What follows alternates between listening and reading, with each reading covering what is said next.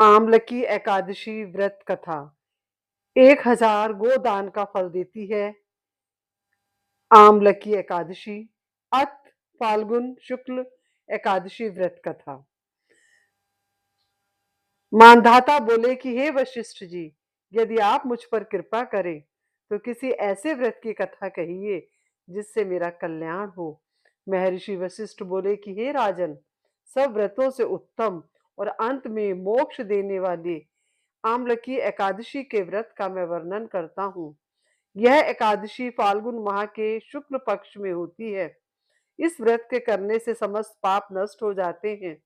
इस व्रत का फल 1000 गोदान के फल के बराबर होता है। अब मैं आपसे एक पौराणिक कथा कहता हूँ, आप ध्यान पूर्वक सुनिए। एक वैदिश नाम का नगर था जिसमें ब्राह्मण, क्षत्रिय, वैश्य और शूद्र चारों वर्ण आनंद सहित रहते थे। उस नगर में सदैव वेद ध्वनि गूंजा करती थी तथा पापी, दुराचारी तथा नास्तिक उस नगर में कोई भी नहीं था। उस नगर में चैत्रथ नाम का एक चंद्र वंशी राजा राज्य करता था। वह अत्यंत विद्वान तथा धर्मी था। उस नगर में कोई भी व्यक्ति दरिद्र व कंजूस नहीं था। सभी नगरवासी विष्णु भक्त थे और आबाल वृद्ध, स्त्री पुरुष एकादशी का व्रत किया करते थे। एक समय फाल्गुन मास के शुक्ल पक्ष की आमलकी एकादशी आई। उस दिन राजा, प्रजा तथा बाल व्रत सबने हर्ष पूर्वक व्रत किया। राजा अपनी प्रजा के साथ मंदिर में जाकर पूर्ण कुंभ स्थापित करके धूप, दीप, नैवेद्य, पंचरत्न आदि से धराती धराती यानी कि आंवले का पूजन करने लगे और इस प्रकार स्तुति करने लगे। हे धराती, तुम ब्रह्मा स्वरूप हो, तुम ब्रह्मा जी द्वारा उत्पन्न हुए हो और समस्त पापों का नाश करने वाले हो। तुमको नमस्कार है। अब तुम मेरा अर्घ्य स्वीकार करो। तुम श्री रामचंद्र जी द्वारा सम्मानित हो। मैं आपसे प्रार्थना करता हूँ, अतः आप मेरे समस्त पापों का नाश करें। उस मंदिर में सबने रात्रि को जागरण किया। रात के समय वहां एक बहेलिया आया जो अत्यंत पापी और दुराचारी था। वह अपने कुटुंब का पालन जीव हत्या करके किया करता था। भूख और प्यास से अत्यंत व्याकुल वह बहेलिया इस जागरण को देखने के लिए मंदिर के एक कोने में बैठ गया और विष्णु भगवान तथा एकादशी महात्म्य की कथा सुनने लगा। इस प्रकार अन्य मनुष्यों की भांति उसने भी सारी रात जाग कर ही बिता दी। प्रातः काल होते ही सब लोग अपने अपने घर चले गए तो बहेलिया भी अपने घर चला गया। घर जाकर उसने भोजन किया।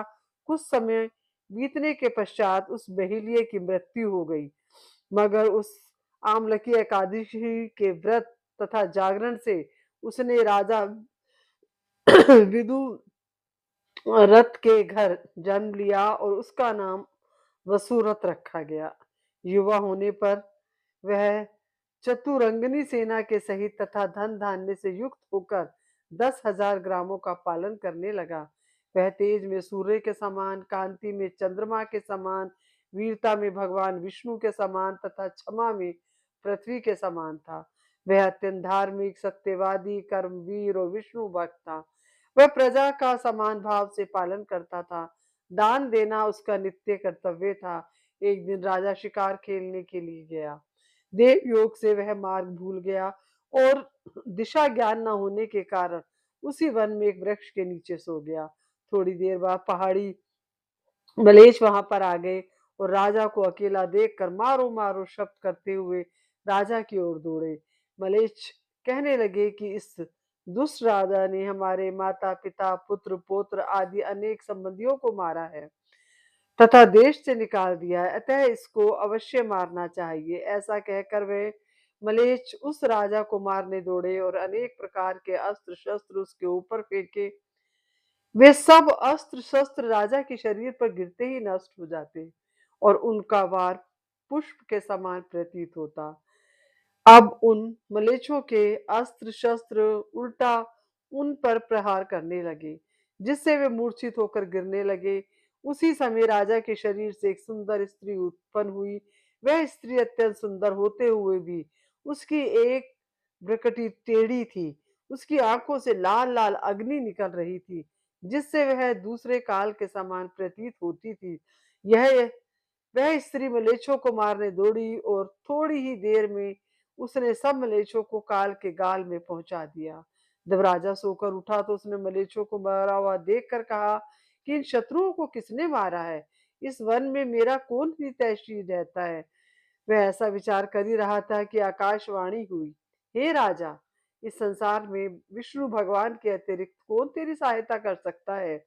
इस आकाशवाणी को सुनकर राजा अपने राज्य में आ गया और सुख पूर्वक राज्य करने लगा। महर्षि वशिष्ठ बोले कि हे राजन, यह आम्लकी एकादशी के व्रत का प्रभाव था।